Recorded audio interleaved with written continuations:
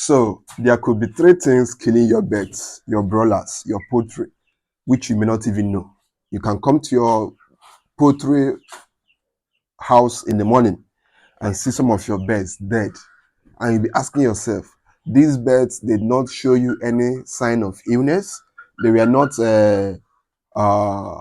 putting out color diarrhea, because one of the easiest ways to know that your birds are sick is through the color of their diarrhea.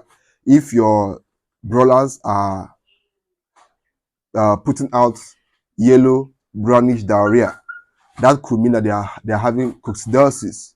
If the diarrhea is reddish in color, that could also mean coccidiosis. Then if their diarrhea is green in color, that is fowl typhoid. So this can help you know when to treat your broilers and when not to treat them. But if your birds are not showing any of these signs, you just come to your poultry house in the morning, you see your birds dead, you won't be happy. So there are actually four things that could be killing your broilers secretly that you don't even know about. The first one is heat stress. As you all know, we are in Nigeria. We are having the Harmattan period. So normally, your birds will be panting. As you can see, the birds here are panting. They are all panting.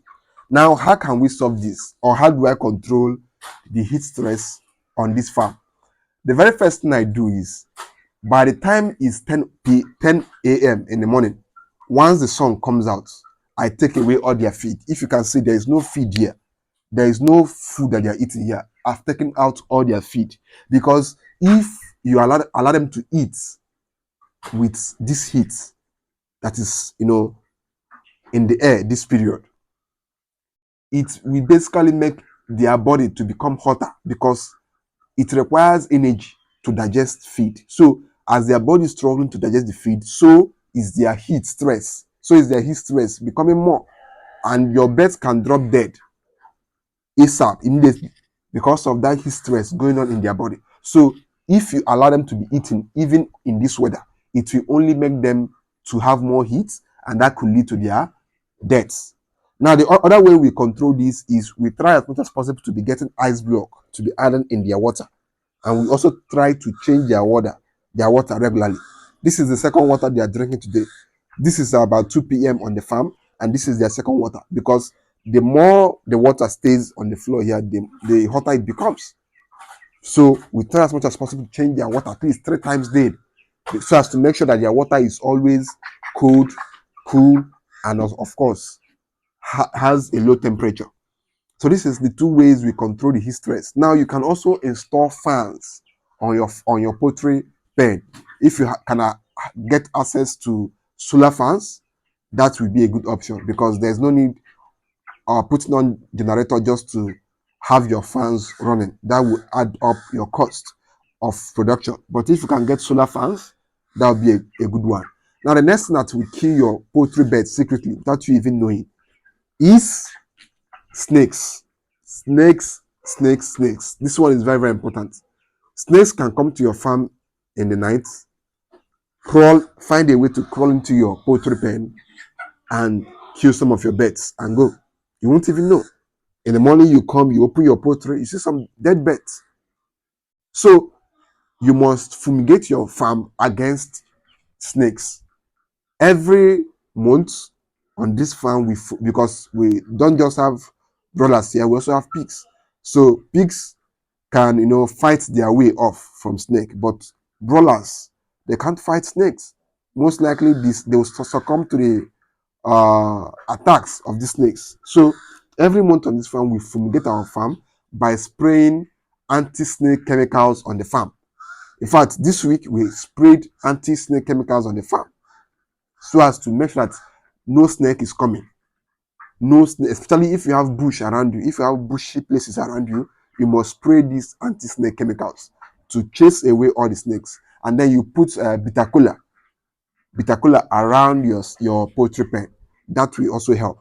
Now, the thought that will kill your birds without you knowing is rats. Rats are a pain in the ass if you run a livestock farm, because not only will they harm your animals, they will also be eating your feed. So you must find a way to control them on your farm.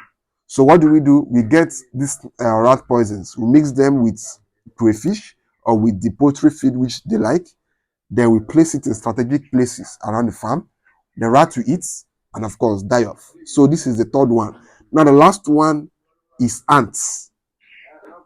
Ants can affect your poultry beds fatally. It can kill them because when ants come here, if care is not taken, they will crawl into the bodies of your broilers, and broilers don't know how to withstand such attacks. So as they're trying to fight it off, before you know it, they become too stressed and die off. Broilers cannot withstand stress. They are just designed for meat. If you check, they are fragile. They are designed for meat. They don't know how to stress themselves. Sometimes there's a way they will eat and they can't be able to stand up because they don't like stress. So you must reduce or avoid anything that would give them stress. So how do you control ants in your farm? You must keep ants chemical. There are some chemicals that once you see ants, you spray these chemicals and they are gone. Because if you don't have these chemicals on your farm and the ants come and start running around trying to look for the chemical, before you find the chemical or before you get a solution to disperse these ants, you might have some mortalities. So this is something you must always have at your farm. The ant chemicals is very, very important. So these are the four things that could kill your birds, that could harm your broilers without you even knowing. So you must work on these four things. That's it.